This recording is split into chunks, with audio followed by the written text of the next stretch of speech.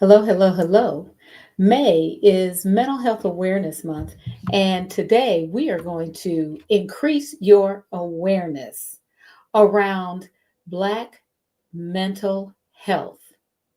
And when we're talking about this, I'm going to share some statistics, I'm going to share some information, and then I'm going to give some solutions to address some of these concerns. And we're going to do this in just one moment.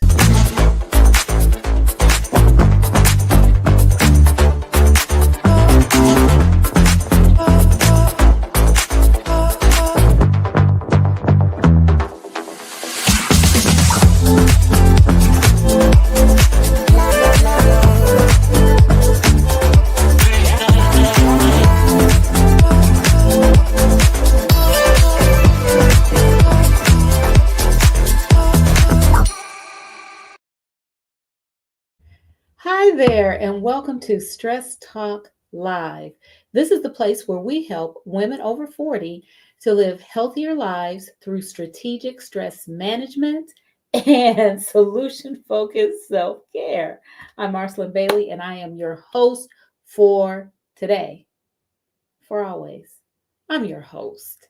We're talking about mental health, and we're focusing on mental health in the Black community. This is Mental Health Awareness Month, and we want to share some information that we feel will be helpful to you and your family, especially those of you who are dealing with issues around mental illness, issues around mental health.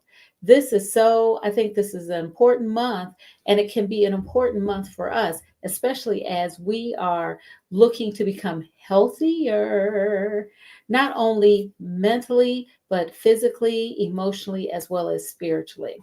First and foremost, as always, please like, follow, and subscribe to ML Bailey Consultants on Instagram, Facebook, and YouTube. That's where you can find the replays of these Stress Talk live episodes. Also, here's the tap link. Tap link. This has links to not only my newsletter, but it will be updated to include the link for the downloadable PDF that I've talked to you and I've shared with you about. And it's the PDF is the ultimate guide to the ultimate stress busting guide. And it is 60 pages, 60 full color pages. There are activities, exercises, guided exercises, and activities for you to use in order to lay the foundation for lower stress. So, look at that tap link. It will be updated this week to include that link. If you choose to subscribe to our newsletter, you will also get information and the link to download that PDF. Also, this is my website, mlbaileyconsultants.com. Just go there and learn a little bit more about me and what I offer in my practice. Okay. Let me take a breath. If I had some music on, I'd show you all how I can groove a little bit, but okay, we're not doing that right now. We are getting down to business. Talking about today 3 pioneering solutions for better mental health treatment in the Black community. I have, just to give you a little bit background about myself, I'm a licensed clinical social worker, and I have worked in the field of mental health for 30 years. Whew, that's a long time. 30 years. And my interest in mental health goes way back. And I believe that I've shared a little bit about my story. So I'm not going to do that here today. But I want to jump into some of the concerns that we have as people of color when it um, comes to accessing mental health services. And it's not just how we or our ability to access mental health services. It's health services overall. But because this is Mental Health Month, and because I am a mental health practitioner, we're focusing on mental health treatment today. Okay. So, usually, as you all know, my focus is on um, stress and stress relief. But today, and for the rest of the month, we're going to talk about mental health. So let's get started with three pioneering solutions for better mental health treatment in the Black community. Okay. First and foremost, I want to talk about some of the disparities that we face as Black people when it comes to diagnosis, treatment, and quality of care. Diagnosis, treatment, and quality of care. And I'm going to share a few statistics with you. First of all, 20% of us Black people are more likely to experience serious psychological distress. 20% of the overall population here in the United States, okay? However, 50% less or 50% fewer of us are likely to receive care. Now, I know this to be true. And the reason I know this to be true is yes, I'm a practitioner, I'm a mental health practitioner, but also I know what happens in my community. And there are various reasons as to why we don't get the care that we need. And I'll talk a little bit about that later, but I'm going to mention a few things. First, there's access issues. Are there mental health professionals within in our geographical area, in our geographical that are in geographical proximity to us that we can go to? And if you live in a large city, in a metropolitan area, one would say, yes, of course there are mental health services in those areas. And I would agree with you. I live in the South, in a somewhat rural area, and there are very few mental health practitioners are few and far between where I live. So it's a matter of access. Now, some of you might say, well, if you live in the South and there are few mental health practitioners, then that affects everybody. Well, yeah, it does affect everyone. However, it affects people of color more because of other reasons. And I'll talk about those other reasons later, okay? Another statistic that I'd like to share with you is that um, Black people are more likely to be diagnosed with a severe mental illness, such as schizophrenia, and less likely to be diagnosed with a mood disorder than people who are white. And when they are presenting the same symptoms. Now, this is research backed. I'm not just saying this, it is backed by research.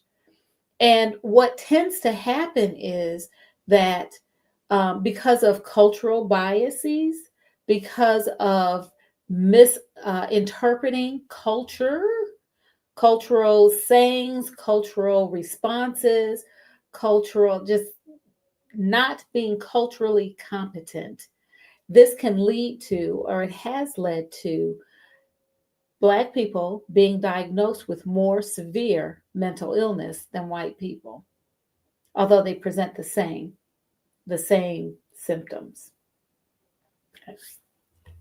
Another thing that affects our ability to receive accurate diagnosis and to have access to treatment as well as quality care is because only about 2% of psychiatrists and 4% of psychologists in the United States identify as being Black. So I know some of you are probably saying, well, color or race, ethnicity may not have anything to do with the quality of care or the disparity. And I'm not saying that, um, and I'm not saying that in all instances it affects quality of care.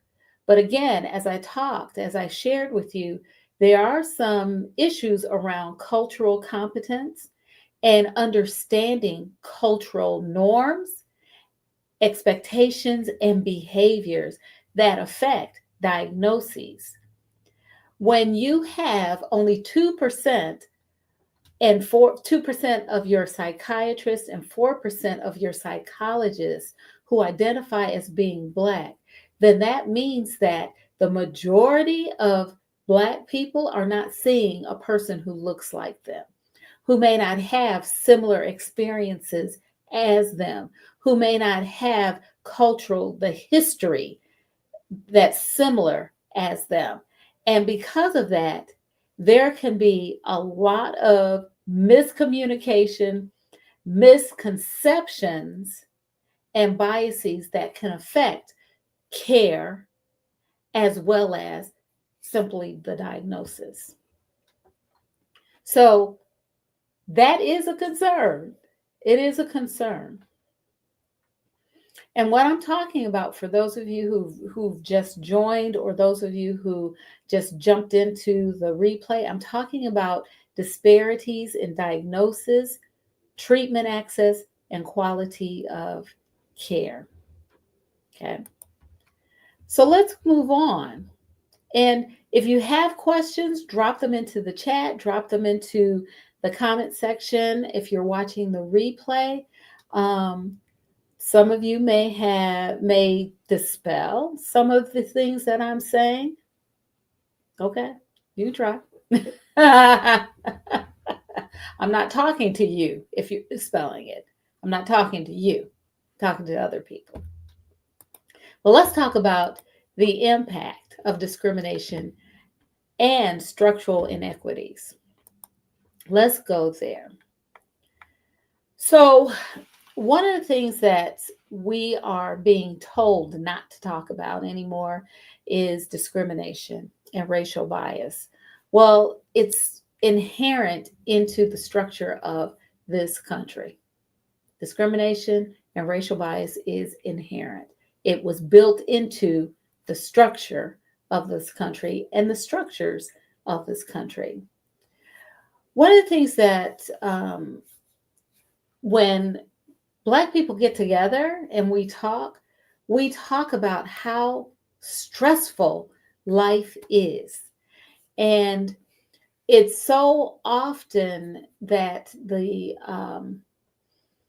media will blame the victim, will blame the people who are having certain experiences. In social work school, we learned not to blame the victim, but to look at the system overall and the systems that are in place and how they impact and influence the lives of people, right? And for Black people, we are under a constant pressure that is really, sometimes it can't be described. If you're looking at this and you're a person of color or you're a Black person, you'll know the phrase, I'm just going through. I'm going through. And we know what that means, right? It means that we have a heavy weight on our shoulders. We're trying to get through the day without losing it. We're trying to make ends meet when the rope has been cut. We're trying to make sure that our family is safe, stable, and secure.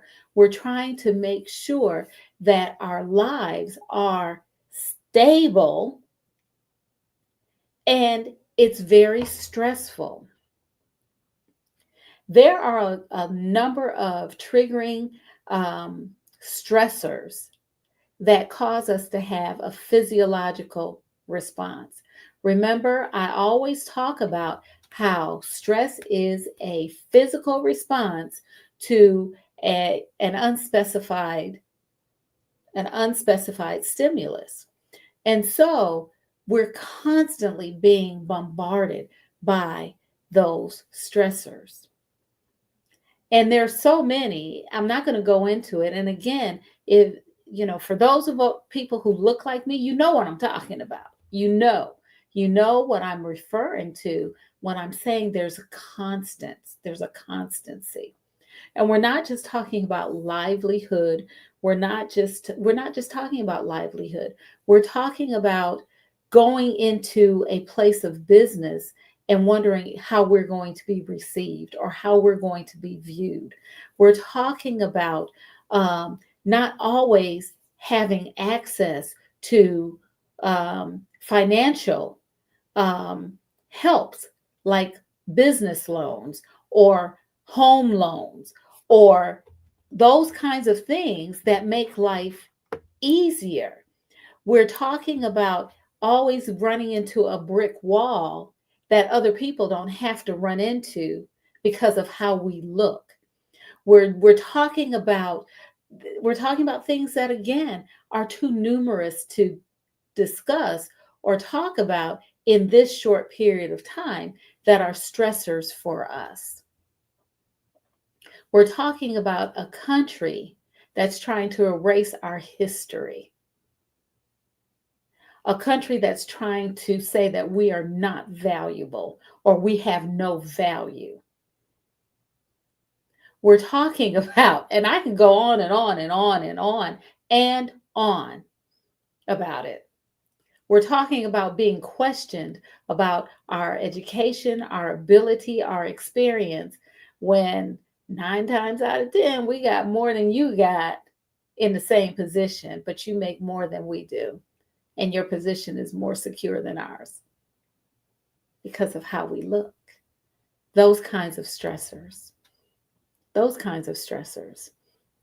We're talking about all kinds of stressors that, okay, I'll stop because I can keep going on. So the chronic stress that we're under. But we're also talking about structural inequities. And I mentioned that a little earlier, how we don't always have access to quality health care because in order to get quality health care, you really have to have a job that offers you insurance, so you're not having to pay for insurance for yourself. We're talking about housing, adequate housing. We're talking about adequate education. We're talking about employment.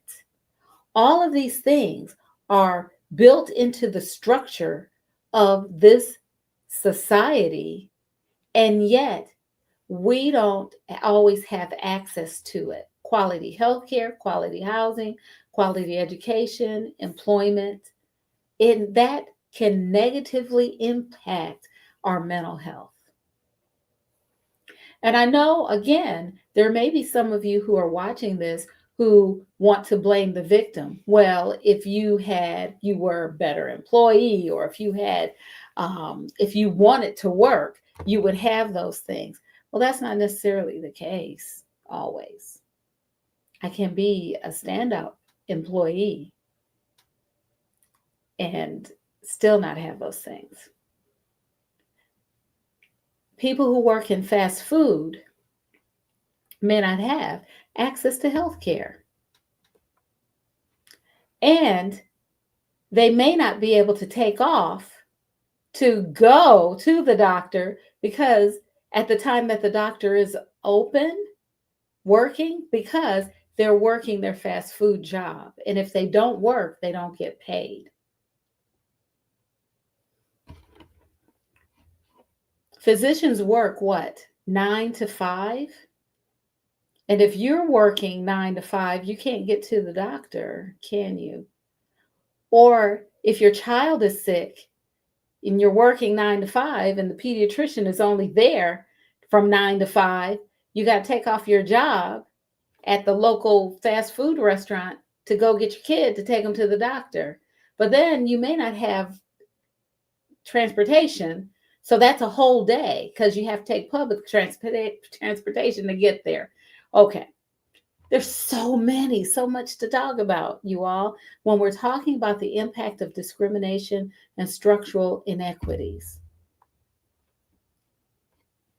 Economic instability, housing instability, as well as lack of infrastructure can all affect one's ability to maintain healthy mental health. So we're talking about, I've just shared a few disparities in diagnosis, treatment, access, and quality of care. I also just finished talking about the impact of discrimination and structural inequities. And in all of these things, I'm really just giving you all bullet points, but I'm giving you things to think about, I hope, because again, there's so much, there's such a range. I could take each of these things that I've talked about, and we can spend a whole episode on it and more, just talking about the disparities, just talking about the impact of the inequities. We can spend a lot of time just on each of those points, and I don't have that much time. But I do want to propose 3 possible solutions. So let's do that and what I'm going to do is I'm going to share these solutions with you, but what I want to do is I want to take adequate time in subsequent sessions, subsequent episodes, to go in depth into what we are talking about with these solutions. So, number 1, here's a solution: having culturally responsive mental health networks. Culturally responsive mental health networks. Now, when we talk about culturally responsive mental health networks, there's a wide range of how that can look. Now, why is that important? It's important again because culturally we are going to have more knowledge about certain patients who are in front of us because of shared experiences. We're going to have an understanding when they say, I'm just going through. We understand what that means, and we can ask them more specific questions to flesh out how that relates to their mental health, right? Someone who does not have that cultural competence may not know how to do that. Now, is that any different am I saying that it only applies to Black people? No, it doesn't only apply to Black people. It applies to any culture, as well as any gender. But having culturally responsive mental health networks is key. We should also require cultural competence in all mental health settings. I would venture to say that it's important that we have culturally competent practitioners in all healthcare settings. Why not? I think that's valuable. Because the bottom line is, the healthier your people are, the healthier your country and your society is overall. That's the first line of defense, having a healthy populace. Not just physically healthy, mentally healthy, emotionally healthy, spiritually healthy. That's the first line of defense. being healthy, having healthy people. So, cultural responsive mental health networks and requiring cultural competence in all mental health settings.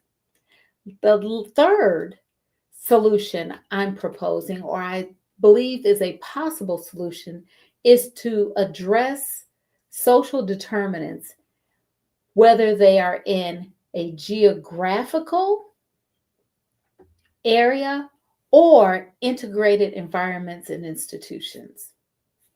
So, so often when we're talking about um, healthcare or mental health treatment in the Black community, we're thinking about a community of people who live in geographical proximity of each other, that they live close together in a neighborhood or in on certain streets, and they're a community because they live in geographical proximity. The reality is that we live in an integrated society. The United States is really very integrated. And for that reason, although there are a number of Black people who live in certain geographical areas in close proximity, there are thousands of Black people who live in an integrated area, integrated neighborhood. However, the issues that affect them also affect the people who live in geographical proximity.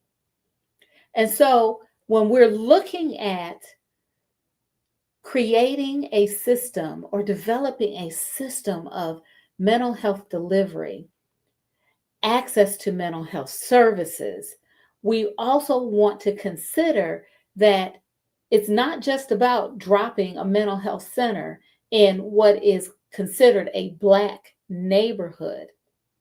It's about looking at mental health services that can serve the populace around the country, regardless of where they are and where they live and where they work.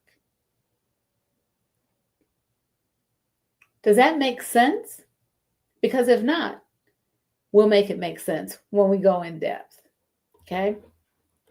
So we have been talking about three pioneering solutions for better mental health treatment in the Black community. And I've talked about I've shared those three solutions, possible solutions that I came up with. But first, I shared statistics about the disparities in diagnosis, treatment access, as well as quality of care. I also talked about the impact of discrimination and structural inequities. And finally, I shared those possible solutions. Now, next week, we're going to be talking about those solutions in depth.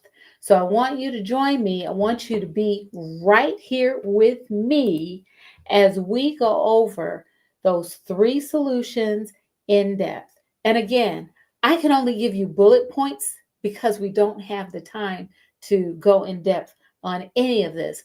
But I want you to think about it. I want you to drop your questions, your comments in the chat, in the comment section, and we'll get together next time.